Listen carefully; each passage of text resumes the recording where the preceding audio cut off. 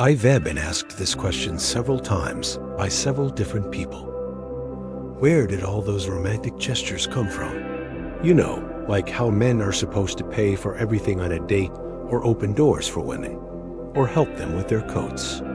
It seems so ingrained in our society that it must have always been this way, right?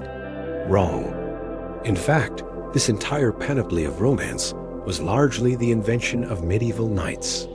Now, before you puke out your eyeballs, hear me out. See, the stereotypical image of a medieval knight is usually this brutal, violent warrior, charging into battle, raping and pillaging, living out his Arthurian fantasies, right? But that image is misleading, because there was actually a strict code of conduct among the nobility called chivalry that demanded knights behave in a certain honorable and refined manner. Chivalry, however, was mostly concerned with the knight's behavior in battle and in the martial arts. It had little to say about their personal lives. And what knights did in their private lives was actually very scandalous by today's standards. Just ask Richard the Lionheart, whose favorite pastime was bedding down with whoever he pleased, regardless of whether they were married, which happened a lot. So in order to understand where all these romantic gestures came from, we need to look at a separate code of conduct that emerged alongside chivalry in the late 12th century. One that was just as important in medieval culture, if not more so, and that was the cult of courtly love, or fin amour. Troubadours, traveling musicians who sang about their experiences, first developed the concept of courtly love in southern France during the late 11th century. And by the 12th century, it became the main focus of the arts and literature across Europe. Courtly love was a kind of game played between knights and noble ladies. The rules were simple.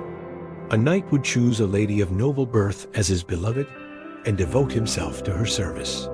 He would compose songs and poems praising her beauty and perform all kinds of deeds in order to win her favor. In return, the lady would bestow upon him the highest honor she could, her attention and affection. And if she was married, she would give him a token to wear during a tournament, like a ring or a handkerchief or a scarf, you know, something to show that she was his one true love. Now, most people think that courtly love was all about sex, and sex was definitely part of it. But really, courtly love was an idealized and unattainable conception of romantic devotion. In fact, there was even an elaborate code of conduct that governed every aspect of courtly love, from formal declarations of love to the exchange of love letters and gifts to engaging in courtly dances and engaging in intellectual and poetic discourse. It was a whole thing. Here are some of the key elements of courtly love: service and devotion. A knight's primary duty was to serve and devote himself to his lady. This meant performing deeds and quests on her behalf, often at great risk or expense to himself. Formalized courtship. Courtship rituals were an important part of courtly love, including formal declarations of love, the exchange of love letters and gifts, and engaging in courtly dances. Tokens and symbols. As I mentioned earlier, ladies typically gave their chosen knight a token to be worn during a medieval tournament. Idealized behavior. Knights were expected to be gentle, refined, and selflessly devoted to their chosen lady. But as time passed, these ideas about love spread to popular culture and attracted a larger literate audience. And that's when things got weird. See, back in the Middle Ages, the upper classes were really into courtly love, but it was really just a literary fiction created for the entertainment of the nobility. But as the centuries passed, these chivalric romances got filtered down into popular culture, and by the time of the Renaissance, these stories of courtly love were being read by everyone. And that's when authors started introducing new concepts to the mix.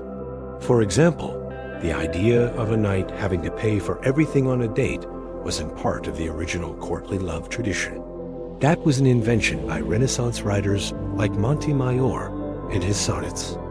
Then during the Victorian era, these medieval romantic ideals got melded together with a rigid set of social rules and etiquette. And that's when many of our modern ideas about what a gentleman should do took shape. By the 20th century, these Victorian customs became the foundation of our modern dating rituals. So no, medieval knights weren't walking the streets of Camelot, paying for coffee and opening carriage doors for women. But they did establish the fundamental concept that men should demonstrate their worthiness through acts of service, protection, and material generosity towards women. They just didn't call it that, and it certainly wasn't restricted to a dating context. But hey, no one's perfect. Thanks for watching. Please give us a like, and if you so wish, please subscribe too.